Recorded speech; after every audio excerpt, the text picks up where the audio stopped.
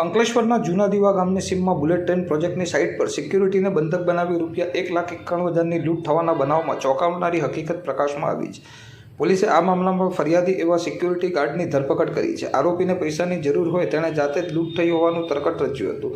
Police દ્વારા મળેલ માહિતી મુજબ ગત તારીખ 16મી જુલાઈના રોજ જૂના દીવા ગામની સીમમાં બુલેટ ટ્રેન પ્રોજેક્ટની સાઇટ પર સિક્યુરિટીને અજાણ્યા 4 ઇસમોએ પકડી રાખી દોરડાથી લીમડા સાથે બાંધી કોપરના 2 વાયરો અને 2 મોબાઈલ ફોન મળી ₹1,91,000ની લૂંટ ચલાવી ફરાર થઈ ગયા હતા। આ અંગે ફરિયાદી જીતેન્દ્રસિંહ શ્યામબરણસિંહ રાજપૂતે અંકલેશ્વર શહેર એ ડિવિઝન પોલીસે ફરિયાદ નોંધાવી હતી। આ અંગે તપાસ ચલાવી રહેલ ભરૂચ એલસીબીને બાતમી મળી હતી કે આ લૂંટના ગુનામાં અરવિંદસિંહ રાજપૂત સંડોવાયેલો છે અને હાલમાં અમદાવાદ જૂના વાડજ ખાતે ક્રિષ્ના સિક્યુરિટીમાં નોકરી કરે છે। જેવી બાતમીના આધારે પોલીસે વોચ ગોઠવી અરવિંદસિંહ રાજપૂતની અટકાયત કરી તેની પૂછપરછ કરતા તેણે 4 મહિના પહેલાં ફરિયાદી જીતેન્દ્રસિંહ શ્યામબરણસિંહ રાજપૂત તેમજ ભાઈ ભીમસિંહ રાજપૂત, અંકિતસિંહ રાજપૂત અને શિવકાંતસિંહ રાજપૂત સાથે જૂના દીવા ગામે બુલેટ ટ્રેન પ્રોજેક્ટમાં સિક્યુરિટી ગાર્ડ તરીકે નોકરી કરતા હતા અને તેઓને પૈસાની જરૂર હોવાથી તેઓએ 5 ભેગા મળી બુલેટ ટ્રેન પ્રોજેક્ટના વાયરો ચોરી કરી હતી અને વાયર ચોરીમાં પકડી ન જવાય તે માટે લૂંટનું તરકટ રચ્યું હોવાની કબૂલાત કરી હતી।